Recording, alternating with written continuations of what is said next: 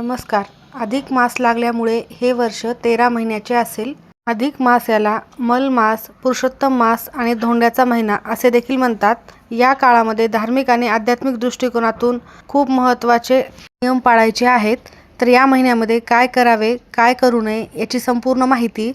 यावर्षी अधिक महिना कधी आहे, स्त्रिया जोडवी का बदलतात, आईने मुलीला चांदीची जोडवी का द्यावी, त्यासोबतच जावयाचे काय महत्त्व, त्याचबरोबर या महिन्यामध्ये काय सेवा केल्या पाहिजेत, सर्व माहिती, अत्यंत महत्त्वाची माहिती मी तुम्हाला या व्हिडिओमध्ये सांगणार आहे. त्यामुळे व्हिडिओ स्किप न करता शेवटपर्यंत बघा. माहिती आवडल्यास लाईक, शेअर, सबस्क्राईब करून बेल आयकॉनला आवर्जून प्रेस करा आणि कमेंट बॉक्समध्ये ओम नमो भगवते वासुदेवाय नमः लिहायला अजिबात विसरू नका. अधिक महिना हा 30 किंवा 33 दिवसांचा असतो.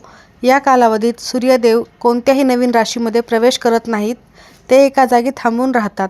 पौराणिक कथेमध्ये असे सांगितले जाते की जेव्हा या महिन्याची निर्मिती झाली होती तेव्हा कोणत्याही देवांनी त्याचा स्वीकार केला नाही. मग काय दुःखी कष्टी झालेला मलमास भगवान श्रीकृष्णाकडे गेला. भगवान श्रीकृष्ण म्हणजे श्री विष्णूंचा अवतार. अधिक मासाचे दुःख ऐकून त्यांनी पुरुषोत्तम अशी पदवी अधिक मासाला बहाल केली. तेव्हापासून अधिक मासाला पुरुषोत्तम मास असे म्हणतात. भगवान विष्णू आणि यांच्या आशीर्वादामुळे तसेच पुरुषोत्तम या नावामुळे इतर 12 महिन्यांपेक्षाही तो अधिक तेजस्वी झाला आहे. काही ठिकाणी याला दामोदर मास असे देखील म्हणतात. म्हणून तर अधिक मासात जे काही व्रत केले जाते त्यात भगवान विष्णू आणि श्रीकृष्ण यांची उपासना केली जाते. अधिक मासामध्ये काय करावे, काय करू नये हे आपण पाहूयात. तर अधिक मासात विवाह, गृहप्रवेश, मौंजीबंधन, बारसे यासारखी शुभ आणि मंगल कार्य केली जात नाहीत. असे मानले जाते की या महिन्यात शुभ कार्य केल्यास अपेक्षित फळ मिळत नाही. मलमासात भगवान विष्णूंची पूजा करण्याला विशेष महत्त्व आहे. या काळामध्ये दान, जप, तप, पूजापाठ आणि गोमातेची पूजा करण्याला अत्यंत महत्त्वाचे मानले जाते. तुम्ही गोमातेची जास्तीत जास्त सेवा या महिन्यात करायची आहे. तसेच अधिक मासात रामायण, गीता यासारख्या धार्मिक ग्रंथांचे दान करणे देखील अत्यंत शुभ मानले जाते. तर पंचांगानुसार अधिक मास या वर्षी कधी सुरू होत आहे? वर्ष 2026मध्ये अधिक मास लागल्यामुळे अनेक बदल घडून येतील. यामुळे हिंदू नववर्ष हे 12 ऐवजी 13 महिन्याचे होईल. नववर्षात अधिक मासाची सुरुवात ही 17 मे 2026 रोजी होणार असून 15 जून 2026 रोजी त्याचा समारोप असणार आहे. याचा अर्थ असा आहे की 2026मध्ये 2 ज्येष्ठ महिने असणार आहेत. एक असेल नियमित येणारा तर दुसरा असेल अतिरिक्त ज्येष्ठ मास. अधिक महिन्याच्या पहिल्या दिवशी व्रत ठेवणे अत्यंत शुभ मानले जाते. या दिवशी व्रत करणाऱ्या व्यक्तींना पापापासून मुक्ती मिळत असते. अधिक मास, ज्याला आपण धोंड्याचा महिना, पुरुषोत्तम मास असे देखील म्हणतो, हा हिंदू पंचांगानुसार 3 वर्षातून एकदा येतो. हा महिना खूप विशेष असतो.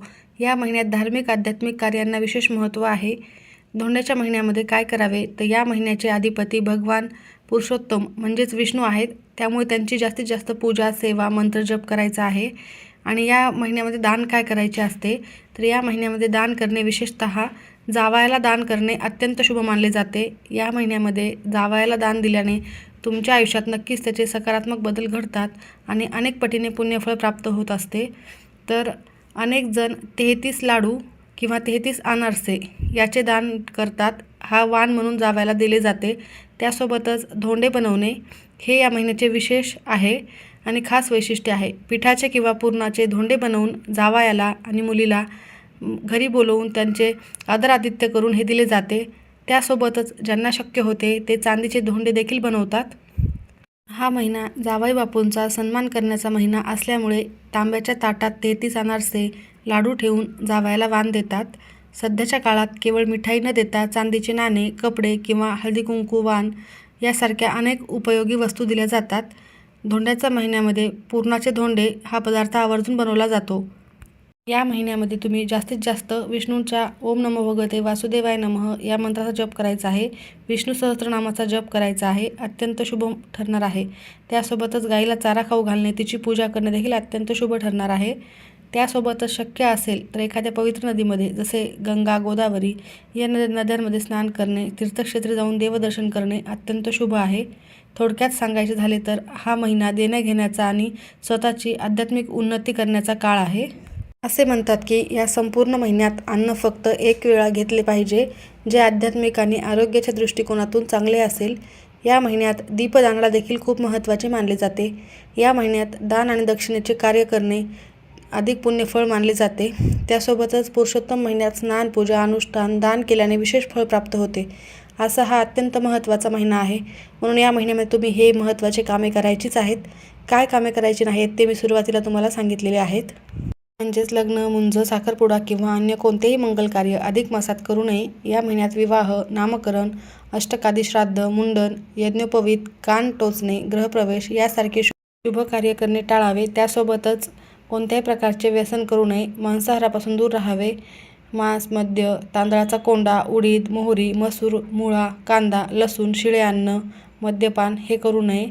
या महिन्यात गृह खरेदी, वास्तू खरेदी, कपडे, दागिने, घर, दुकान, वाहन इत्यादी मोठी कोणतीही आर्थिक गुंतवणूक असलेल्या नवीन वस्तूची खरेदी करू नका. परंतु या दरम्यान शुभ मुहूर्त असल्यास ज्योतिषाच्या सल्ल्याने दागिन्यांची खरेदीही करता येते. नवीन ठिकाणी देवदर्शनाला न जाता आपल्या नेहमीच्या मंदिरातून देवाची किंवा देवघरातील देवांची पूजा आवर्जून करायची आहे. वाईट शब्द, अपशब्द, घरगुती वाद, राग, खोटे बोलणे हे सर्व टाळावे. या महिन्यात काय दान केल्याने पुण्यफळ मिळते तर तुपाने भरलेला चांदीचा दिवा, सोन्याचे किंवा काश्याचे भांडे, कच्चे हरभरे, गूळ, तूर डाळ, खारीक, लाल चंदन, गोड रंग, त्यासोबतच कापूर, केवडा, अगरबत्ती, केशर, कस्तुरी, गोरेचन, शंख, गरुडाची घंटा, मोती, हिरा, पन्नारत्न, मालपोहे, साखर, मध, तांब्याचे भांडे, चांदीची नंदी कोणतेही हे दान तुम्ही करू शकता. शेवटी यथाशक्ती दान करणे हे अत्यंत महत्त्वाचे आहे. सगळ्यात महत्त्वाचे म्हणजे धोंड्याच्या महिन्यामध्ये जोडवी बदलण्याची परंपरा प्रामुख्याने सौभाग्यवृद्धी आणि धार्मिक श्रद्धा याशी जोडलेली आहे. तर जोडवी का बदलतात या प्रथेमागे प्रमुख कारण आहे ते म्हणजे सौभाग्याचे लेणे हे जोडवे असतात. विवाहित स्त्रीसाठी जोडवी हे सौभाग्याचे महत्त्वाचे लक्षण मानले जाते. अधिक मासात नवीन जोडवी घातल्याने पतीचे आयुष्य वाढते आणि वैवाहिक जीवनामध्ये आनंद टिकून राहतो अशी धार्मिक मान्यता आहे. त्यासोबतच जुनी किंवा घासलेली जोडवी बदलून नवीन जोडवी परिधान केल्याने घरामध्ये आणि तुमच्या आयुष्यामध्ये जी काही नकारात्मक ऊर्जा असते ती दूर होते आणि सकारात्मक ऊर्जा तुमच्या घरामध्ये येत असते. त्यामुळे देखील जोडवी बदलली जातात. धार्मिक महत्त्व त्याचे असे आहे की अधिक मास हा भगवान विष्णूंचा मास मानला जातो. म्हणजेच पुरुषोत्तम मास आपण त्याला म्हणतो. या पवित्र काळामध्ये दान, धर्म आणि शुभ कार्य करण्याला महत्त्व असल्याने सौभाग्याच्या लेण्यांचे नूतनीकरण करणे अत्यंत शुभ मानले जाते. त्यासोबतच चांदीची नवीन जोडवी पायांच्या बोटावर ठराविक दाब निर्माण करतात, ज्यामुळे ॲक्युप्रेशर पॉईंट्स उत्तेजित होतात आणि स्त्रियांच्या आरोग्यावर परिणाम चांगला होत असतो. यासाठी जोडवी तर घातलीच जातात, परंतु सौभाग्य अखंड टिकून राहावे यासाठी धोंड्याच्या महिन्यामध्ये अनेक जण ही जोडवी नवीन घ्यायला सुरुवात करतात. प्रत्येक स्त्रिया धोंड्याच्या महिन्यात याच कारणाने जोडवी बदलतात.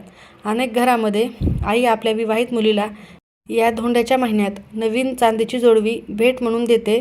जोडवी बदलताना ती चांदीचीच असावी आणि अशा प्रकारे चांदीची जोडवी जर धोंड्याच्या महिन्यामध्ये आईने मुलीला दिली तर आईला देखील तिच्या आयुष्यामध्ये चांगले परिणाम बघायला मिळतात.